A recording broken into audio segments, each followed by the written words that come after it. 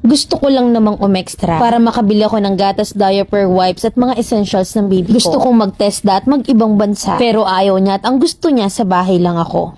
17 ako at turning 16 yung boyfriend ko nung nagtanan kami. 1 month pa lang yung relasyon namin pero hindi ko alam kung bakit ba ako pumayag. Wala pa namang nangyayari sa amin ni kiss or smack pero nagtanan kami. Siguro dahil sa problema ko sa pamilya dahil sobrang higpit ng mga magulang ko. Kaya ang akala ko ang pag-aasawa ang makakapagpabago sa lahat. Pinilit pa akong bawiin ng mama ko pero hindi ako sumama sa kanya. Hanggang sa naging okay naman ang lahat pero nabalitaan ko na hindi na tumitigil sa pag-inom ang tatay ko. At gabi-gabi daw itong umiiyak nang magtanan kami. Akala ko kaya ako nagtanan na hindi ako mahal ang tatay ko pero nagkamali pala ako. Di nagtagal ay 2 weeks pa lang kami ng boyfriend ko ay lumayas na ako sa kanila dahil namimisikal siya. Hindi naman sobra pero masakit pa rin isipin na yung taong pinili mo ay siya pang mananakit sa'yo. Sinama ako ng kapatid ko sa Maynila para pansamantalang makalayo sa partner ko. At 2 weeks pa lang umuwi na rin ako dito sa probinsya namin sa magulang ko. At tinanggap naman nila ako. Nagpatulong ako sa pag-aaral sa magulang ko at hindi alam ng magulang ko na palihim kaming nagkikita ng partner ko. Hanggang sa nabuntis ako at nagtanan ulit kami dahil natatakot ako sa magulang ko. Hanggang sa naging okay na rin ang lahat dahil nag-usap na yung biyenan ko at ang magulang ko. Fast forward ay lumaki na yung tiyan ko at unti-unti na rin nagbabago yung partner ko. Napapadalas na yung pananakit niya sa akin kahit na nga buntis ako. Madalas siyang umaalis para makipag-inuman at napakamagagalitin niya. Wala namang involved na babae pero nag-iba talaga siya. Sobrang bait ng biyenan ko at wala naman akong masabi pero talagang hindi rin nila mapagsabihan yung anak nila. Nung mga anak ako akala ko nagbago na siya ng tuluyan pero panandalian lang pala. Siguro kasi doon kami nakatira sa mga magulang ko. At nang lumipat kami sa bahay ng biyenan ko, nagsimula na akong makilala ang tunay niyang ugali. Nananakit, minumura ako ng sobra na hindi nagawa sa akin ng mga magulang ko. Iniiwanan kami ng baby ko kaya minsan nakakakain ako ng panis na pagkain dahil sa gutom. Breastfeed mom kasi ako at sobrang selan at iyakin ng baby ko. Wala din naman kaming kasama sa bahay dahil umaalis din sa umaga yung biyenan kong lalaki para magtrabaho. At ang biyenan kong babae naman ay namamasukan. Lahat ng yon ay tiniis ko na lang hanggang sa lumipas ang panahon at ngayon nga ay 2 years old na yung baby namin. At nakabukod na rin kami. Sobrang tamad niyang mag-igib kaya minsan ay ako na lang yung nag-iigib. Sobrang arte niya sa pang-ulam kaya hindi kami makapagtipid at ang gusto niya ay palaging masarap yung ulam. At mahilig din siyang mamapak. Lagi siyang may nakalaang pera para sa sabong at pag-iinom niya pero pag hihingi ako ng pambili ng kailangan ng baby namin, magagalit pa siya bago niya pa ako bigyan. Kaya nagpupumilit akong humanap ng trabaho kahit na maliit ang kita. At ngayon nagagalit siya dahil ang liit lang daw ng sahod ko at delay pa. Gusto ko lang namang umextra para makabili ako ng gatas, diaper, wipes at mga essentials ng baby ko. Dahil nga nag-stop na ako magpa-breastfeed. Laging mainit ang ulo niya kapag sinusundo niya ako sa trabaho dahil siya pa daw yung nagsasaing pag uwi ng bahay. Gusto kong mag-TESDA at mag-ibang bansa, total malapit na rin makaalis ng bansa yung ate ko pero ayaw niya. Na ang gusto lang daw niya ay nasa bahay ako. Sana Mami Len ay mabigyan mo ako ng advice. Letter sender,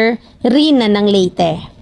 O diba ang sarap? Ang sakit sa ulo no? Nakita mo nang namimisikal, hindi ka pa nagising, bumalik ka pa. At nagpabuntis ka pa. Hindi kita nakikitaan ng takot sa magulang kasi hamit ka. Imbes pinag-aaral kayo para sa future nyo, iba yung inaatupag nyo. Wala kayong pagmamahal sa magulang nyo. Hindi nyo nakikita na pinoprotektahan lang kayo pero feeling preso na agad kayo. Hindi nyo kasi alam yung hirap ng buhay O ngayon alam mo na. Masakit sa ulo yung problema ngayon na hindi pa tapos pero kinabukasan paggising problema na naman.